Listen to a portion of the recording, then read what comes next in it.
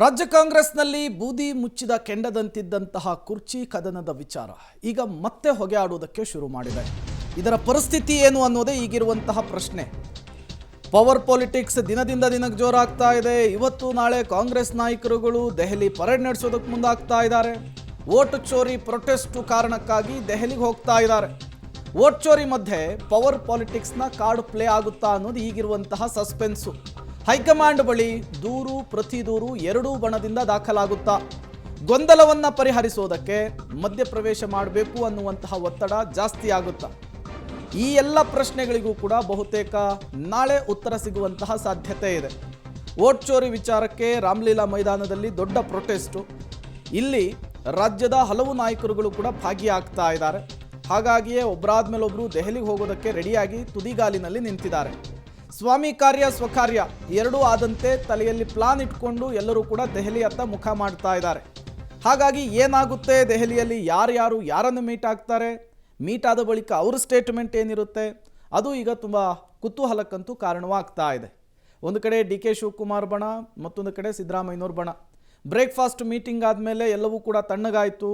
ಅಧಿವೇಶನ ಮುಗಿಯೋವರೆಗೂ ಕೂಡ ಈ ರೀತಿಯ ಬೆಳವಣಿಗೆಗಳಾಗಲ್ಲ ಅನ್ನುವಂತಹ ಮೆಸೇಜನ್ನು ಇಬ್ಬರು ಪಾಸ್ ಮಾಡಿದರು. ಈಗ ನೋಡಿದರೆ ಪರಿಸ್ಥಿತಿ ಹಿಂಗಾಗಿದೆ. ಹಾಗಾದರೆ D K Delhi time bomb ಯಾವ ರೀತಿ ಇದೆ? ಚಲುವರಾಯಸ್ವಾಮಿ ಅವರು ಡಿ ಕೆ ಶಿವಕುಮಾರ್ ಅವರ ಟೀಮ್ನಲ್ಲಿದ್ದಾರೆ. ಆಲ್ರೆಡಿ ಒಂದು ಸರಿ ದೆಹಲಿ ಪರೇಡನ್ನು ನಡೆಸಿ ಬಂದಿದ್ದಾರೆ. ಇನ್ನು ಮಾಜಿ ಸಚಿವರಾಗಿರುವಂತಹ ರಾಜಣ್ಣ ವೋಟ್ ಚೋರಿ ವಿಚಾರಕ್ಕೆ ಸ್ಟೇಟ್ಮೆಂಟ್ ಕೊಟ್ಟು ಸಚಿವ ಸ್ಥಾನವನ್ನು ಕಳೆದುಕೊಂಡಿದ್ದಾರೆ. ಅವರು ಗಟ್ಟಿಯಾಗಿ ಸಿದ್ದರಾಮಯ್ಯನವರ ಬೆನ್ನಿಗೆ ನಿಂತಿದ್ದಾರೆ.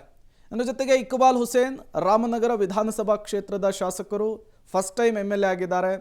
ನಿರಂತರವಾಗಿ ಡಿ ಕೆ ಶಿವಕುಮಾರ್ ಪರವಾಗಿ ಬ್ಯಾಟ್ ಬೀಸ್ತಾ ಇದ್ದಾರೆ.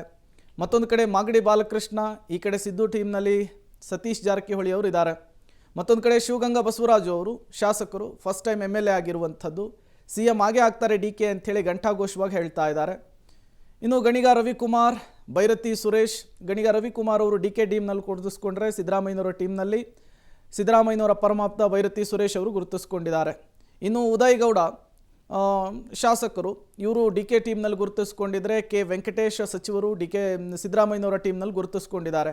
ಶರತ್ ಬಚ್ಚೇಗೌಡರು ಶಾಸಕರು, ಇವರು ಡಿ ಕೆ ಟೀಮ್ನಲ್ಲಿ ಗುರುತಿಸ್ಕೊಂಡಿದ್ರೆ, ಕಾಂಗ್ರೆಸ್ನ ಹಿರಿಯ ಶಾಸಕರಾದಂತಹ ಬಸವರಾಜ ರಾಯರೆಡ್ಡಿ ಅವರು ಸಿದ್ದರಾಮಯ್ಯನವರ ಬಣ್ಣದಲ್ಲಿ ಗುರುತಿಸ್ಕೊಂಡಿದ್ದಾರೆ. ಇನ್ನು ಆನೇಕಲ್ ಶಿವಣ್ಣ ಡಿ ಕೆ ಟೀಮ್ನಲ್ಲಿ ಗುರುತಿಸ್ಕೊಂಡಿದ್ದಾರೆ. ರಾಜಣ್ಣ ಸಿದ್ದು ಟೀಮ್ನಲ್ಲಿ ಗುರುತಿಸ್ಕೊಂಡಿದ್ದಾರೆ. NA ಹ್ಯಾರಿಸ್ ಶಾಂತಿನಗರ ವಿಧಾನಸಭಾ ಕ್ಷೇತ್ರದ ಶಾಸಕರು ಡಿ ಕೆ ಟೀಮ್ನಲ್ಲಿ ಗುರುತಿಸ್ಕೊಂಡಿದ್ದಾರೆ. HC ಮಹದೇವಪ್ಪ CM ಸಿದ್ದರಾಮಯ್ಯನವರ ಪರಮಾಪ್ತರು, ಬಂಟ ಅಂತ ಕೂಡ ಹೇಳ್ತಾರೆ. ಇನ್ನು ಡಿ ಕೆ ಟೀಮ್ನಲ್ಲಿ ನೆಲಮಂಗಲದ ಶ್ರೀನಿವಾಸ ಶಾಸಕರು ಗುರುತಿಸ್ಕೊಂಡಿದ್ದಾರೆ. ಇನ್ನು ಸತೀಶ್ ಜಾರಕಿಹೊಳಿ ಅವರು ಸಿದ್ದು ಟೀಮ್ನಲ್ಲಿ ಗುರುತಿಸ್ಕೊಂಡಿದ್ದಾರೆ. ಗುಬ್ಬಿ ಶ್ರೀನಿವಾಸ್ ಡಿ ಕೆ ಟೀಮ್ನಲ್ಲಿ ಗುರುತಿಸ್ಕೊಂಡಿದ್ರು, ಕೆಲ ಕಾಲ ಸೈಲೆಂಟ್ ಆಗಿದ್ರು. ಈಗ ಅವರು ಕೂಡ ಡೆಲ್ಲಿಗೆ ಹೋಗೋದಕ್ಕೆ ರೆಡಿ ಆಗಿದ್ದಾರೆ. ಮತ್ತೊಂದು ಕಡೆ G ಪರಮೇಶ್ವರ್ ಅವರು ಗೃಹ ಸಚಿವರು, ಅವರು ಸಿದ್ದರಾಮಯ್ಯನವರ ಬಣದಲ್ಲಿ ಗುರುತಿಸ್ಕೊಂಡಿದ್ದಾರೆ. ಲಕ್ಷ್ಮೀ ಹೆಬ್ಬಾಳ್ಕರ್ ಡಿ ಕೆ ಟೀಮ್ನಲ್ಲಿ ಗುರುತಿಸ್ಕೊಂಡಿದ್ರೆ, ಸಚಿವ ಜಮೀರ್ ಅಹಮದ್ ಖಾನ್ ಅವರು ಸಿದ್ದರಾಮಯ್ಯನವರ ಬಣದಲ್ಲಿ ಗುರುತಿಸ್ಕೊಂಡಿದ್ದಾರೆ. ತನ್ವೀರ್ ಸೇಠ್ ಡಿ ಕೆ ಟೀಮ್ನಲ್ಲಿ ಗುರುತಿಸ್ಕೊಂಡಿದ್ದಾರೆ. ಈಗಾಗಲೇ ಹಲವು ರೀತಿಯ ಸ್ಟೇಟ್ಮೆಂಟ್ಗಳನ್ನು ಕೊಟ್ಟು ಡಿ ಕೆ CM ಆಗಬೇಕು ಅಂತ ಹೇಳ್ತಿದ್ದಾರೆ. CP ಯೋಗೀಶ್ವರ್ ಚನ್ನಪಟ್ಟಣ ವಿಧಾನಸಭಾ ಕ್ಷೇತ್ರದ ಶಾಸಕರು, ರೀಸೆಂಟಾಗಿ ಕಾಂಗ್ರೆಸ್ಸಿಗೆ ಬಂದು ಜಾಯ್ನ್ ಆದರು. ಅವರು ಕೂಡ ರೆಡಿ ಆಗಿದ್ದಾರೆ ಡಿ ಕೆ ಶಿವಕುಮಾರ್ ಪರವಾಗಿ ಬ್ಯಾಟ್ ಬೀಸೋದಕ್ಕೆ. ಚಲುವರಾಯಸ್ವಾಮಿ ಅವರು ಒಂದು ಕಾಲದಲ್ಲಿ ಸಿದ್ದರಾಮಯ್ಯನವರ ಪರಮಾಪ್ತರಾಗಿದ್ದರು, ಈಗ ಡಿ ಕೆ ಶಿವಕುಮಾರ್ ಪರವಾಗಿ ಬ್ಯಾಟ್ ಬೀಸ್ತಾ ಇದ್ದಾರೆ. ನಮ್ಮ ವರಿಷ್ಠರು ಬಲಿಷ್ಠವಾಗಿದ್ದಾರೆ, ನಮ್ಮ ವರಿಷ್ಠರು ಸಮರ್ಥವಾಗಿದ್ದಾರೆ. ಕಾಂಗ್ರೆಸ್ ಪಕ್ಷದಲ್ಲಿ ಶಿಸ್ತಿದೆ, ಅದಕ್ಕೆ ನಾವೆಲ್ಲರೂ ಕೂಡ ಬದ್ಧವಾಗಿರ್ಬೇಕಾಗ್ತದೆ. ನಾನು ಹೇಳಿದ್ರೆ ಬಲಾತ್ಕಾರ, ಅವ್ರು ಹೇಳಿದ್ರೆ ಚಮತ್ಕಾರ, ನಾನು ಹೇಳಿದ್ರೆ ಬಲಾತ್ಕಾರ, ಅವ್ರು ಹೇಳಿದ್ರೆ ಚಮತ್ಕಾರ. ಅವ್ರು ತಿಳ್ಕೊಳ್ಬೇಕು ಯಾವ ಸಂದರ್ಭದಲ್ಲಿ ಏನು ಮಾತಾಡಬೇಕು, ಯಾವ ರೀತಿ ನಮ್ಮ ಸ್ಥಾನಗಳನ್ನು ನಾವು ಅರಿತ್ಕೋಬೇಕಂತೇಳಿ ಅವ್ರಿಗೆ ತಿಳುವಳಿಕೆ ಇರಬೇಕು. ಒಂದು ಮನವಿ ಏನಂದರೆ ಯತೀಂದ್ರ ಅವ್ರಿಗೆ, ದಯಮಾಡಿ ಅದು ಈಗ ನಮಗೆ ಪಕ್ಷಕ್ಕೆ ಮತ್ತು ಸರ್ಕಾರಕ್ಕೆ ಇರುಸುಮುರುಸಾಗ್ತದೆ. ದಯಮಾಡಿ ಯಾರು ಕೂಡ ನಾಯಕತ್ವದ ಪ್ರಶ್ನೆ ಎತ್ತದ ಬೇಡ ಅಂತೇಳಿ ನನ್ನ ಮನವಿ. ಇವೆಲ್ಲ ಮಿನಿಮಮ್ ಕಾಮನ್ ಸೆನ್ಸ್ ಇರಬೇಕು ಅಷ್ಟೇ.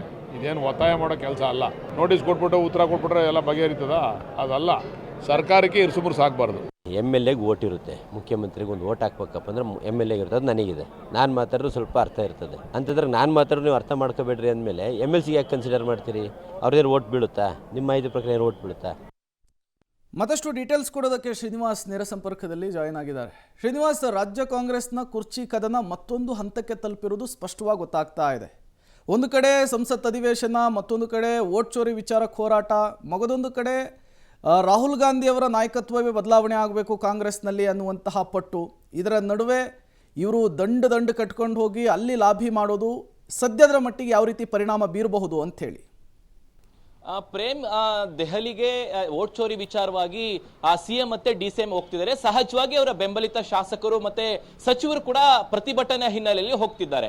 ರಾಜ್ಯ ಕಾಂಗ್ರೆಸ್ನ ಬಿಕ್ಕಟ್ಟೇನಿದೆ, ಸದ್ಯದ ಮಟ್ಟಿಗೆ ಕಾಂಗ್ರೆಸ್ ಹೈಕಮಾಂಡ್ ಅವರ ಒಂದು ದೂರುಗಳನ್ನ ಕೇಳುತ್ತಾ ಅನ್ನುವಂತ ಸ್ಪಷ್ಟತೆ ಇಲ್ಲ. ಆದ್ರೂ ಕೂಡ ಅಧಿವೇಶನ ಪ್ರಾರಂಭ ಆದಾಗಿಂದ ಕೂಡ ಯಾವಾಗ ಯತೀಂದ್ರ ಸಿದ್ದರಾಮಯ್ಯನವರು ಮತ್ತೆ ನಮ್ಮ ತಂದೆನೇ ಮುಂದುವರಿತಾರೆ, ಹೈಕಮಾಂಡ್ ಹೇಳಿದೆ ಅನ್ನುವಂತ ಮಾತುಗಳನ್ನ ಹೇಳಿದ್ರು, ಸಹಜವಾಗಿ ಅದು ಡಿ ಕೆ ಶಿವಕುಮಾರ್ ಬಣಕ್ಕೆ ದೊಡ್ಡ ಮಟ್ಟದಲ್ಲಿ ಆಕ್ರೋಶಕ್ಕೆ ಕಾರಣವಾಗಿದೆ.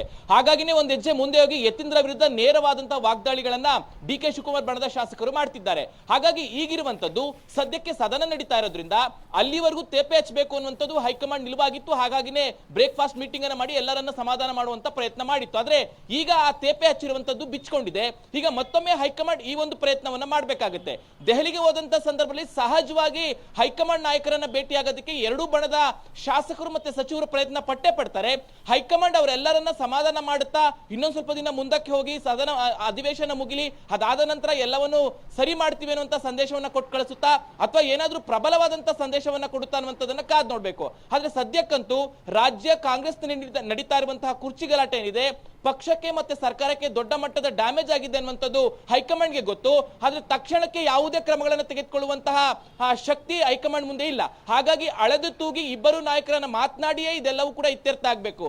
ಈ ಹಿನ್ನೆಲೆಯಲ್ಲಿ ಬಂದಂತ ಶಾಸಕರು ಅಥವಾ ಅವರ ಬಳಿ ಹೋದಂತಹ ಶಾಸಕರಿಗೆ ಒಂದಿಷ್ಟು ಸಂದೇಶಗಳನ್ನು ಕಳಿಸಿ ಇನ್ನಷ್ಟು ದಿನ ಸ್ವಲ್ಪ ಸಮಾಧಾನವಾಗಿ ಇರಿ ಎನ್ನುವಂತಹ ಸೂಚನೆಯನ್ನ ಕೊಟ್ಟು ಕಳಿಸುವಂತಹ ಸಾಧ್ಯತೆ ಇದೆ. ಅಲ್ಟಿಮೇಟ್ ಆಗಿ ಹೈಕಮಾಂಡ್ ಯಾವ ನಿಲುವನ್ನು ತೆಗೆದುಕೊಳ್ಳುತ್ತೆ, ಏನು ಸೂಚನೆ ಕೊಡುತ್ತೆ ಅನ್ನುವಂಥದ್ದನ್ನ ಕಾದ್ ನೋಡ್ಬೇಕಾಗುತ್ತೆ. ಪ್ರೇಮ್. ಓಕೆ ಶ್ರೀನಿವಾಸ್, ಹಾಗೆ ಸಂಪರ್ಕದಲ್ಲಿರಿ, ಮತ್ತಷ್ಟು ಡೀಟೇಲ್ಸ್ ನಿಮ್ಮಿಂದ ಪಡಿತಾ ಹೋಗ್ತೀವಿ.